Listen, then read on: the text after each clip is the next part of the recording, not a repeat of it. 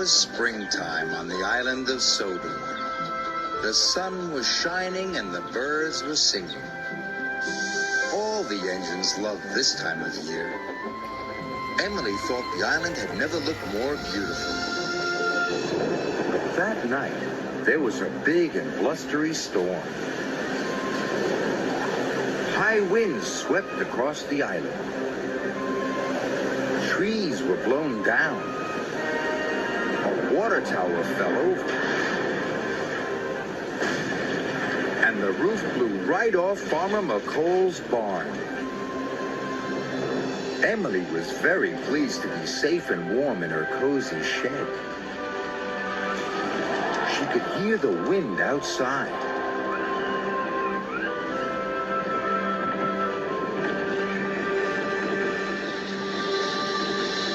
But the next morning, Emily could not believe her eyes. The storm had made a terrible mess.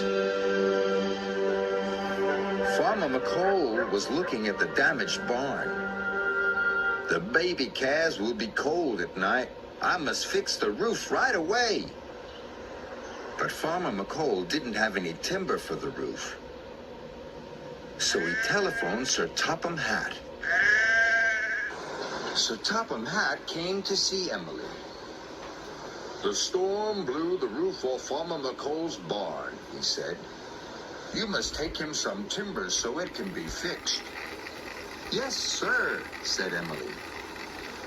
Emily steamed over to the timber yards.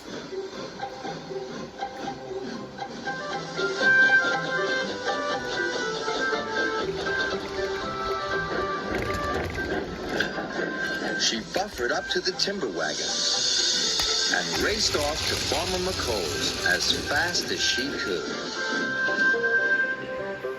But the storm had caused lots of damage to the lines.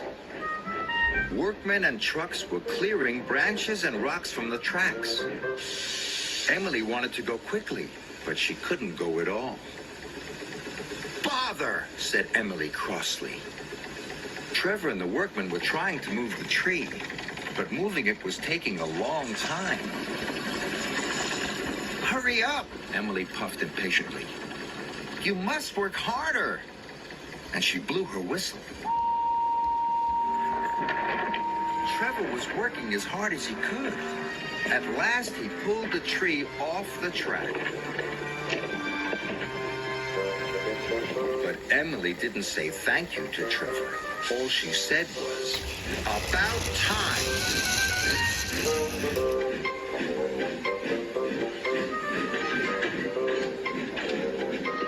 Every time she came across workmen clearing the track, she blew her whistle and wheezed her steam. This made the workmen cross, but Emily thought it made them work harder. Then Emily came across a fallen water tower. It had crashed onto her line. Oh no, she cried. Elizabeth was helping the workmen push the tower off the track. The tower was very heavy. Emily decided to boss Elizabeth too. Hurry up, she wheezed, and she blew her whistle as loud as she could. Not if you ask like that, sniffed Elizabeth crossly. I've got an urgent delivery, said Emily. But Elizabeth didn't listen. She simply went back to work. Emily blew her whistle again. But the more she blew her whistle, the slower Elizabeth seemed to go. Emily thought she would never get to Farmer McColl's.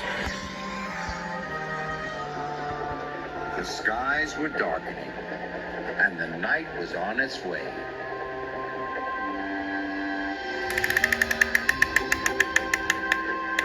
Thomas arrived bringing more supplies. Hello, Thomas tooted. Emily complained about Elizabeth. She won't do a thing I tell her. That's because you're a big bossy boiler, laughed Thomas. You should try asking nicely for a change. Emily didn't like being called a bossy boiler. and she didn't want to ask nicely. But it would be nighttime soon, and the baby calves still didn't have a roof over their heads. So Emily took a deep breath. I'm sorry I was rude, but can you help me get this timber to Farmer McColl's? Please, it's to help the baby calves. Elizabeth smiled. Why, certainly, she puffed. I'll get your track cleared in no time. Emily was surprised. Thomas was right. Asking nicely was just like magic. Elizabeth pushed with all her puff. The tower was heavy, but with a mighty heave, the track was clear. Thank you, cried Emily, and she steamed on as fast as she could. It was nearly bedtime. Emily knew the baby calves would be getting cold. So whenever there was something on the track, she took a deep breath and said, please and thank you.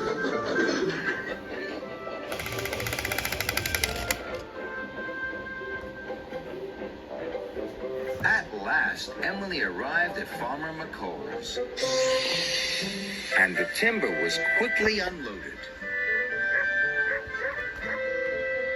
The barn was soon repaired, and the baby calves snuggled down on their nice, soft hay. Thank you, Emily, said Farmer McColl. The calves will be nice and warm now. Emily was pleased. She'd arrived on time. Asking nicely was all she'd had to do.